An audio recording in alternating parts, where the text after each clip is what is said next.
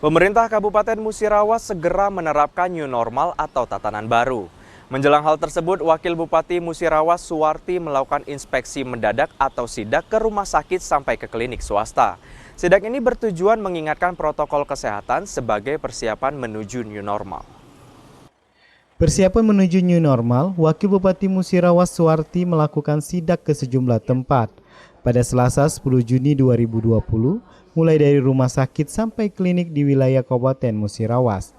Tujuan kunjungan ini untuk mengingatkan protokol kesehatan meski belum menerapkan status new normal, namun Kabupaten Musirawas bersiap pada status itu.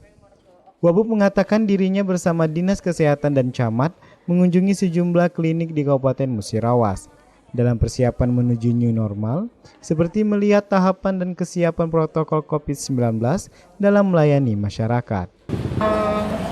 Kegiatan kami pada hari ini adalah salah satu di Kecamatan Tugumulyo, klinik yang ada di Kecamatan Tugumulyo yaitu klinik Stikandi, dalam rangka persiapan menghadapi new normal pandemi COVID-19 ini di Kabupaten. Suwarti menambahkan, selain klinik dirinya sudah mengunjungi sejumlah tempat, mulai dari rumah sakit, puskesmas, dan tempat praktek bidan dan seluruh lapisan.